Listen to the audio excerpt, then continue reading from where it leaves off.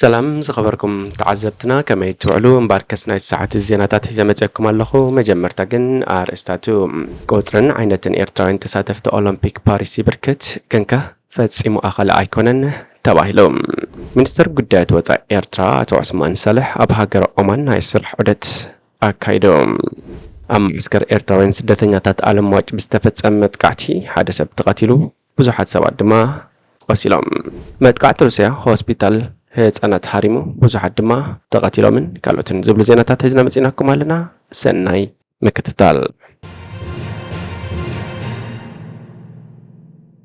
ሚኒስትር ጉዳያት ወጻኢ ኤርትራ ኣቶ ዑስማን ሳልሕ ኣብ ሃገር ኦማን ናይ ስራሕ ዑደት ኣካይዱ። ብ7 ሐምለ 2024 ሚኒስትር ጉዳያት ወጻኢ ኤርትራ ኣቶ ዑስማን ሳልሕ ኣብ ሃገር ኦማን ናይ ስራሕ ዑደት ድሕሪ ምፍጻም መልእኽቲ ፕሬዚደንት ኢሳያስ ኣፈወርቂ ንሱልጣን ኦማን ንጉስ ሃይታም ቢብ ጣሪቕ ኣረኪቦም። ሚኒስትር ዑስማን ብተወሳኺ ምስ መዘንኡ ባዲር ቢን ሓምድ ኣልቡሳይድ እውን ርክብ ኣካይዱ። ዓላማት መገሻ ይኹን መልእኽቲ ፕሬዚደንት ኢሳያስ ኣፈወርቂ ምምሕያሽ ዝምድና ክልቲአን ሃገራት ኣብ ዞባውን ኣህጉራውን ጉዳያት ድማ ብሓንሳብ መስራሕ ይዝብል። በዚ መሰረት ድማ ብዝያዳ ንምንዳይ ፍታሕ ጉዳይ ግርጭት የመንን ሽበራዊ ንጥፈታት ወሽመጥ ዓደንን ክኸውን ዝለዓለ ተኽእሎ ኣለዎ።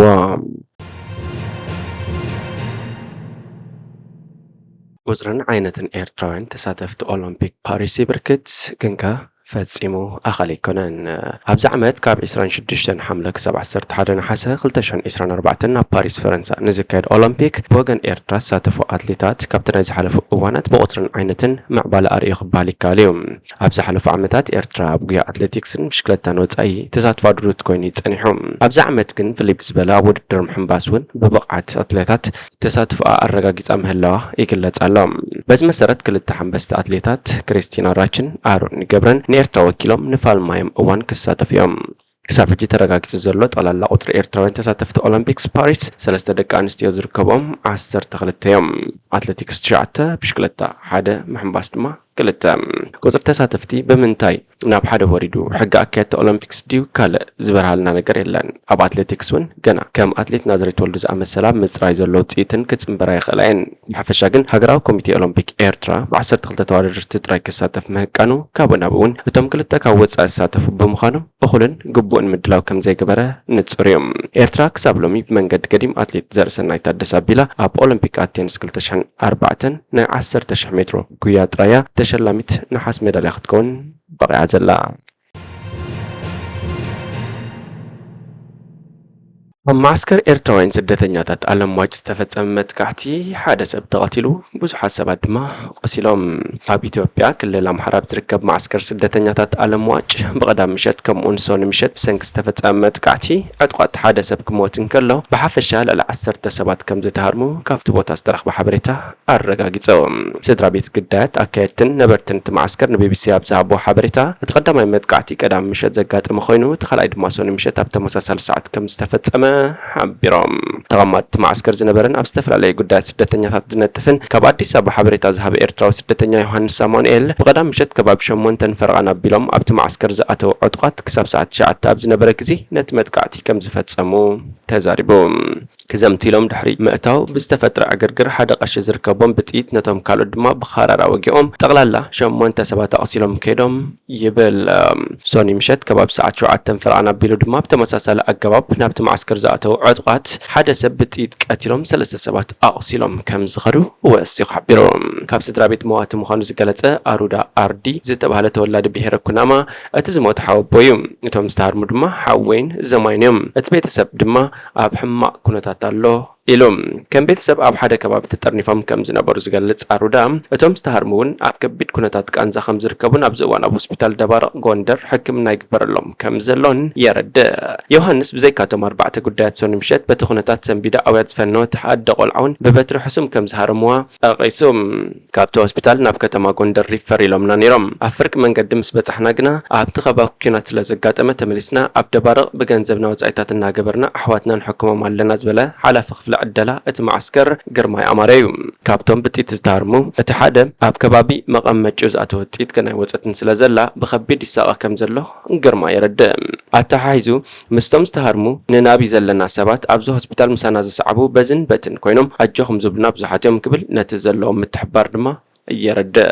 نسو بفلاي دحر تقدم زقات مخونتات تم بسدتنياتات ببعلاتهم زكايدا جلتات حالها نتبزونات استغفافة معسكر بزكال متن بعلاتن كم زحلوها بمقلات اتهم عطقات جن برتات يخون كارارو عاتيقهم دايما دايلهم سلازمتو كم تسوني مشات زقات مخبيد حدقا خمزة ورودلهم ارديوم او وجدت معسكر يخون اما قدي كابت معسكرنا ناب كتما دبات ابزو السد من قد قد كتران مجويتي سركي عامت انكتلتن كقاتم كم زيسان حبت لقاقا مخنقر تسانحيوم اتمعسكر كبابيون دما بفلاي دحرتا بكل الامحارة منقو عطقات حيلتات سراوت منقستن ستولع كينات تصدات التخبابي كم زلحلحن نتمعسكر زقبر حلوة كم زي اللنيوم سدتنياتات زقلسو زلوم ابز حلفة قنبوت حدا 5 عمد زعدمو ابو شوعت قولعو ايرتراو سدتنيا خبت معسكر تجاوي دحر موساد تقاتلو كم سترخبه يذكر قدميون ودع 13 عمد امان محمد استبهله سدتنيا قلعام كبت مرتنا بتابت معسكر زركب قزونا تملس اب من قد منتهم بزي تفلتو السبات تجاوي ما بجو 5 تخفللو يذكر يوهنس نحلوات معسكر ابز ملكت قداي اتسدتنيا بعلو بزون بلوك نوس بلوك كوميونيتي نابله بزقمو محاور صدتاي خبابي زحلو بمبال اتخمل الشات خبابي حلو خبر يستبهله جن زاقيت زخون استقبر كم زي الليو اتححيزو زرد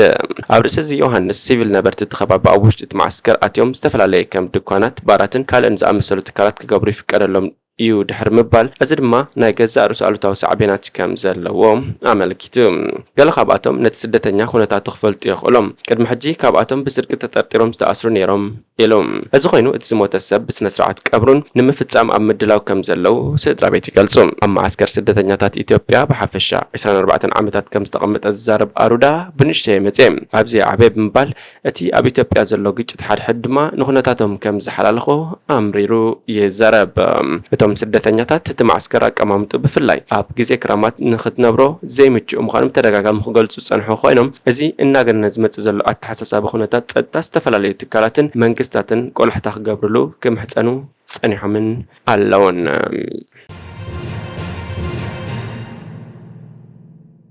መጥቃዕቲ ሩስያ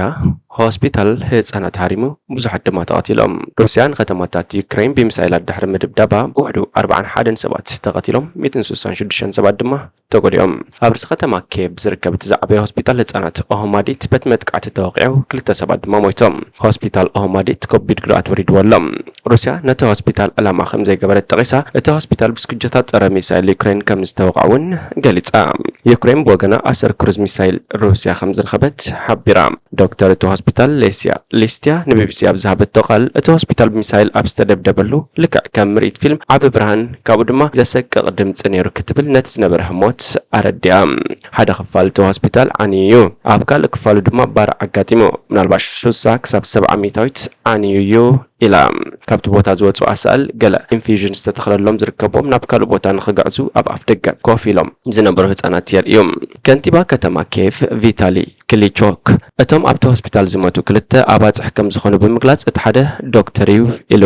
ሰራሕተኛታት ህይወት ኣድሕን ብዙሓት ሰባት ኣብቲ ፍርስራስ ተጸቂጦም ክኾኑ ከም ዝኽእሉ ስግኣቶም ገሊፆም ኣለዉ ኦሆማዲት ሕክምና መንሽሩን ምትካል ክፋል ኣካላትን ዝካየድሉ እቲ ዝዓበየ ሆስፒታል እዩ ዶክተር ሊስትያ ኣብ ቀረባ ናብ ዝርከብ ሆስፒታል ተሓከምቲ ነግዕዝ ኣለና ግን ዝበዝሑ ተሓከምቲ ብኣፎም ወይ ብኣፍንጮም ትቦን መተንፈስን ዝተተኽለሎም ምስ ካልኦት ተሓከምቲ ርክብ ክህልዎም ዘይክእሉን እዮም ኢላ ሰብ መዚ እቲ ሆስፒታል ኣብቲ ዝተወቕዐ ክፋል ሆስፒታል ኣስታት 20 ህፃናት ክትትል ሕክምና ይግበረሎም ከም ዝነበረ ንቴሌቭዥን ዩክሬን ተዛሪቦም ድሕርቲ መጥቃዕቲ ዩክሬን ተጻወትቲ ባይታ ቴኒስ ኤሊና ሲቪቶሊና ኣብ ዊምበልደን ብሶኒ ድሕሪ ቀትሪ ኣብ ዝነበራ መበል 16 ዙር ጸወታ ንኽብሪ ግዳያት ጸሊም ሪቫን ለቢሳ ነይራ ከንቲባ ኬቭ ንሩስያ ኣብ ልዕሊ ህዝቢ ዩክሬን ፈተነ ምጽናት ዓሌት ኣካይዳ ብምባል كاسيسوم أبساعت من العالم مثالات روسيان درونات كاميكازن أب سلامات كتمانا بخمين يوكرينيين كم زقتلهم رأي يخليو إلوم اتخنتي باوسيخو أب دينيبريفوسكي زركب هوسبيتال مولد دانون بخفيل كم زعنون شو عتا سبات دماغ كم استقتلون حبيروم بريزيدنت زيلنسكي لا 4 استفلاليو عينت مثالات أب كتماتات كيف دينيبرو كريفري سلوفيانسكن كراماتورسكن نزركبو هنصاتات مسارات لمعات كم زوقعو منقد محبراو ميديا قاليتهم روسيا ابلع لحزبنا ابلع لدقنان ابلع لمريتنا نزوررت غدات معرباوين كبيد قبل ملسن خبادما تصوعهم حبرت اوروبا عباي بريطانيا حبرت هاجرات نت ابلع لهوسبيتال اوهماديت استفصمت كعت روسيا كونيان الله باركس خبركم تخاتلتنا نايزي ساعة زينا ومستندو نبزي فتصم حدث زيناتات مكتتال سبسكرايب شير لايك كومنت مقبراي ترسعيكم. سلام.